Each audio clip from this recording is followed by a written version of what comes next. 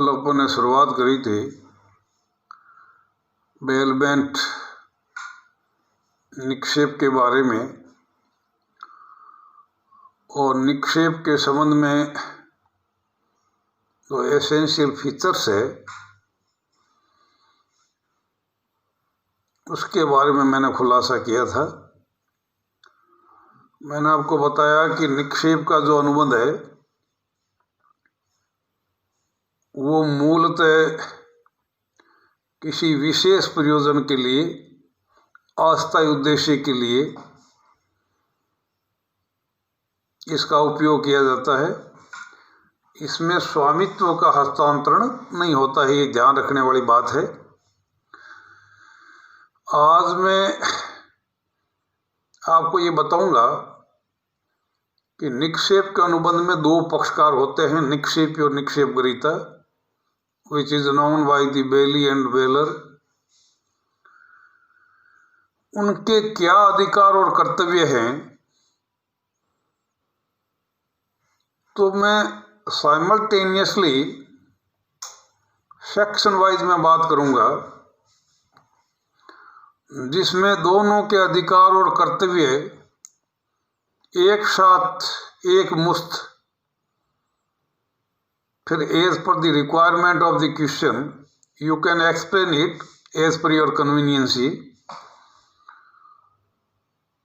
लेकिन मैं आपको एक साथ जो है ये जानकारी दूंगा section wise. Section 148 that concern with the definition, उसको कल मैंने आपको बताया था कि जब कोई पक्षकार किसी दूसरे पक्षकार को इस उद्देश्य से वस्तु सुपुर्द करें, that I have already explained, इस उद्देश्य से सुपुर्द करें कि दूसरे पक्षकार उद्देश्य सुपुर्द करें कि वो उद्देश्य पूरा होने के पश्चात वस्तु पुनः सुपुर्द करने वाले को लौटा दी जाएगी अथवा उसके निर्देशानुसार व्यवस्था कर दी जाएगी। ये बात मैंने सेक्शन 148 के तहत कही थी। निक्षेप के अनुबंध का निर्माण तब तक नहीं होगा जब तक कि वस्तु की सुपुर्दगी नहीं हो। तो सेक्शन 149 के अंदर है निक्षेपी का ये कर्तव्य है कि वह वस्तु सुपुर्द करें। सुपुर्द करने के तीन तरीके मैंने आपको बताया था, वास्तविक सुपुर्दगी, सांकेतिक सुपुर्दगी और रचनात्मक सुपुर्दगी। सेक्शन 149 के तहत निक्षेपी का ये कर्तव्य है कि वो वस्तु निक्षेप ग्रहीता को सुपुर्द करें। सुपुर्द करते समय ही सेक्शन 150 क्रियाशील होगी। 150 का मतलब ये है कि जैसे ही वो वस्तु सुपुर्द करेगा, ये निक्षेपी का ये कर्तव्य है कि वस्तु के दोष के बारे में निक्षेप ग्रहीता को बताए। इसके संबंध में धारा 150 के अंदर है, यदि मान लीजिए सशुल्क निक्षेप है अगेंस्ट द कंसिडरेशन, तब तो निक्षेपी का ये कर्तव्य है कि हर दोष के बारे में निक्षेप ग्रहीता को अवगत कराना पड़ेगा for all the defects. It doesn't matter whether it is known to him or unknown to him, he have to disclose। लेकिन यदि निःशुल्क निक्षेप हैं तो उसको केवल वही दोष प्रकट करने होंगे जिसके बारे में वो जानकारी रखता हो। तो धारा 150 सेक्शन 150 के अंदर जो है निक्षेपी का कर्तव्य है कि वो दोषों को प्रकट करें। सेक्शन 151 के अंदर जब माल निक्षेप ग्रहीता के पोजीशन में पहुंच जाएगा, तब उसका ये कर्तव्य है कि माल की उचित देखभाल करें, रीजनेबल। अब उचित क्या है, इसके संबंध में बहुत सटीक बात यह है कि निक्षेप ग्रहीता को अपने अधीन माल की उस तरीके से देखभाल करनी पड़ेगी जिस तरीके से वस्तु का वास्तविक स्वामी अपने हितों की रक्षा के लिए करता है। ये एक कसौटी है, टेस्ट है। तो सेक्शन 151 के अंदर लिखा हुआ है, ये कर्तव्य है निक्षेप ग्रहीता का कि माल की उचित केयर करें, उचित देखभाल करें।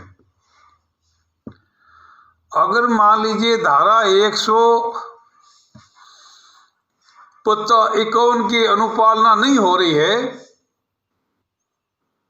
और निक्षेप ग्रहीता की उपेक्षा से किसी प्रकार की हानि हो जाती है। मैंने आपको बताया था कि निक्षेप का अनुबंध जो है मूलतः क्षतिपूर्ति का अनुबंध नहीं है, लेकिन उसकी लापरवाही की वजह से अगर किसी भी प्रकार की क्षति हो गई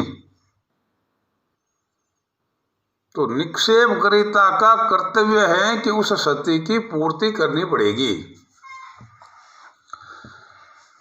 अगर मान लीजिए धारा 152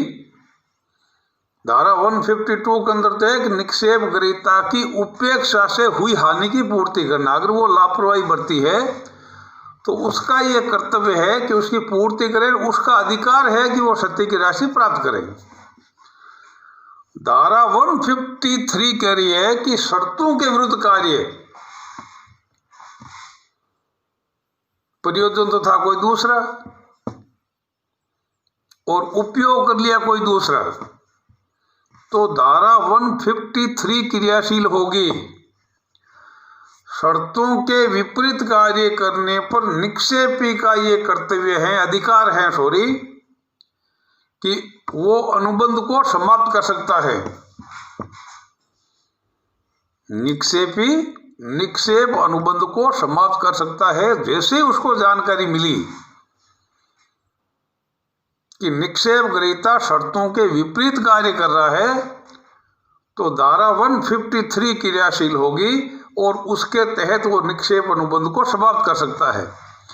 एट द सेम टाइम धारा 154 क्रियाशील हो जाएगी। 154 ये कह रही है कि शर्तों के विपरीत कार्य करने से यदि निक्षेपी को किसी भी प्रकार का नुकसान हो गया, वो क्षति की पूर्ति जो है वो निक्षेप ग्रहीता से प्राप्त कर सकता है। ये उसका अधिकार है और ये निक्षेप ग्रहीता का कर्तव्य है कि हानि की पूर्ति करें।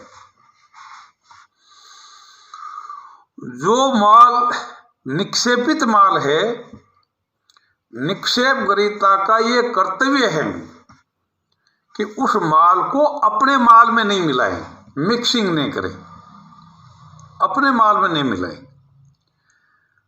यदि मान लीजिए निक्षेप ग्रहीता ने निक्षेपित माल को अपने माल में मिला लिया तो 3 धाराएं क्रियाशील होगी। सेक्शन 155 के अंदर लिखा है कि यदि निक्षेपित माल को निक्षेपी की सहमति से मिलाया है then there is no problem। धारा 156 कह रही है कि बिना निक्षेपी की सहमति से निक्षेपित माल को अपने माल में मिला दिया, लेकिन माल पृथक करने योग्य हैं। It can be separated, it can be isolated. तो निक्षेप ग्रहीता का कर्तव्य है कि उस माल को अपने माल से पृथक करें और पृथक करने का जो भी खर्चा होगा that will be bear by the belly, वो निक्षेप ग्रहीता को वहन करना पड़ेगा because of the breach of duty। यदि मिलाया गया माल पृथक करने योग्य नहीं है तो ऐसी स्थिति में संपूर्ण क्षति की पूर्ति के लिए निक्षेप ग्रहीता को उत्तरदायी होना होगा। सेक्शन 159 कह रहा है कि निक्षेपी निःशुल्क निक्षेप को, जिसमें कोई प्रतिफल नहीं है, कभी भी समाप्त कर सकता है। ये उसका अधिकार है। निःशुल्क निक्षेप को कभी भी समाप्त कर सकता है। लेकिन ध्यान रखना, यदि निःशुल्क निक्षेप को समाप्त करने से निक्षेप ग्रहीता की किसी प्रकार की क्षति हो गई तो उस क्षति की पूर्ति करनी पड़ेगी। ये उसका कर्तव्य है, निक्षेप ग्रहीता का अधिकार है। धारा 160 के अंदर लिखा है कि जैसे ही विशिष्ट प्रयोजन पूरा होगा, अनुबंध की शर्तानुसार, निक्षेपी का ये कर्तव्य है कि निक्षेपित माल को वापस लौटाए। यदि वो माल नहीं लौटाता है, इस कर्तव्य की अनुपालना नहीं करता है, माल ने लौटाने की वजह से किसी प्रकार से निक्षेपी को क्षति हो जाती है, विलंब होने की वजह से, तो निक्षेप ग्रहीता का कर्तव्य है कि उसकी क्षति की पूर्ति करें। निक्षेपी का ये अधिकार है कि निक्षेप ग्रहीता से वो क्षति पूर्ति की राशि प्राप्त करे जो समय पर अनुबंध की शर्तानुसार वापस न लौटाने के कारण हुई थी। Section 162 is deleted. सेक्शन 163 में लिखा है वृद्धि या लाभ को लौटाना। वृद्धि या लाभ को लौटाना, ध्यान देना शब्दों पे। कल्पना करो कि निक्षेपी ने निक्षेप ग्रहीता के यहाँ गाय छोड़ दी सुरक्षार्थ, और जब वो वापस आया तब उसके साथ में बछड़ा था। निक्षेप ग्रहीता उस बछड़े को रख नहीं सकता, किसी तरह से उसमें एडिशन हुआ है, any kind of the addition in the bailed goods must be returned, वापस लौटाना पड़ेगा। तो वृद्धि और लाभ को वापस प्राप्त करना, it is the right of the baler. वृद्धि और लाभ को वापस लौटाना, it is the duty of belly. धारा 164 कह रही है कि यदि निक्षेपी का माल के ऊपर दूषित स्वामित्व है, डिफेक्टिव टाइटल, और उसकी वजह से निक्षेप ग्रहीता को किसी भी प्रकार की क्षति हो गई, निक्षेप ग्रहीता को माल चुराया हुआ था, रास्ते के अंदर पुलिस ने पकड़ लिया, अपने बचाव के लिए जो भी कार्रवाई करनी पड़ी, उसको जो भी दुष्परिणाम फेस करना पड़ा, उसकी क्षतिपूर्ति निक्षेपी को करनी पड़ेगी। ये निक्षेपी का कर्तव्य है, निक्षेप ग्रहीता का अधिकार है। यदि निक्षेपी एकाधिक है, सह निक्षेपी बोलते हैं उनको, सह निक्षेपी, धारा 165 ये कह रही है कि अगर सह निक्षेपी हैं, सौंपने वाले एकाधिक हैं, तो निक्षेप ग्रहीता किसी भी निक्षेपी को माल सौंप सकता है।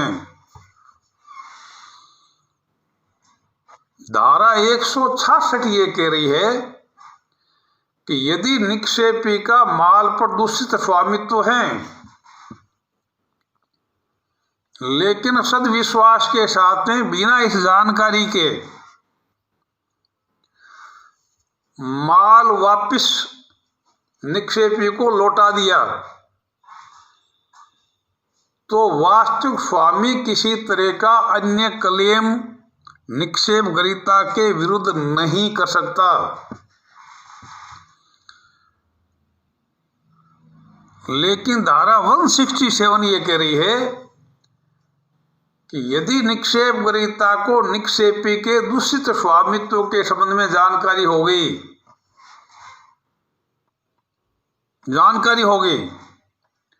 थर्ड पर्सन ने किसी तरह का क्लेम कर दिया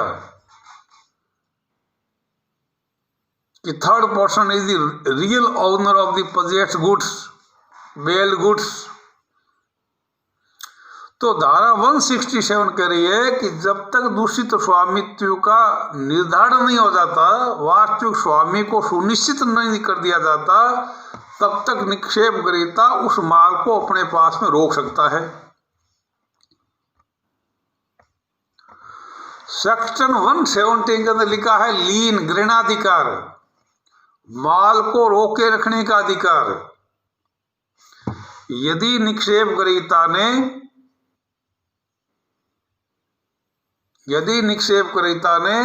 निक्षेपित वस्तु पर कोई सेवा, श्रम या चातुर्य का उपयोग किया है, वो उस माल को तब तक रोके रख सकता है जब तक कि निक्षेपी उसका भुगतान नहीं कर देता। This right is available to bailee to retain the goods. इसी तरीके से धारा 180 और 181, दो धाराएं पीछे है। धारा 180 करने का है तीसरे पक्षकार के विरुद्ध अधिकार। इसका मतलब ये है कि निक्षेप ग्रहीता वस्तु का वास्तविक स्वामी नहीं है, लेकिन धारा 180 कह रही है कि तीसरे पक्षकार के विरुद्ध वो मालिक की हैसियत से कार्य कर सकता है। तीसरा पक्षकार यदि उसको कोई उस वस्तु के उपभोग के अंदर या अन्य किसी प्रकार से अगर बाधा उत्पन्न करता है, तो वो स्वामी की हैसियत से अपना बचाव कर सकता है। और धारा 181 कह रही है, धारा 181, यदि तीसरे पक्षकार और निक्षेप ग्रहीता के बीच में विवाद बढ़ गया और उस विवाद के तहत तृतीय पक्षकार से कोई क्षतिपूर्ति की राशि प्राप्त हुई है, तो अपने हितों की सीमा तक उस क्षतिपूर्ति की राशि में अपना हक प्राप्त करने का अधिकार है। ये है section 181।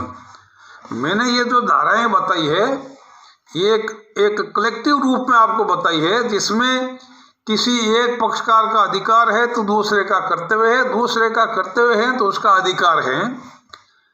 But I have explain each and every section of this chapter, तो आप इसको अपने सुविधा अनुसार उपयोग कर सकते हैं। That's all.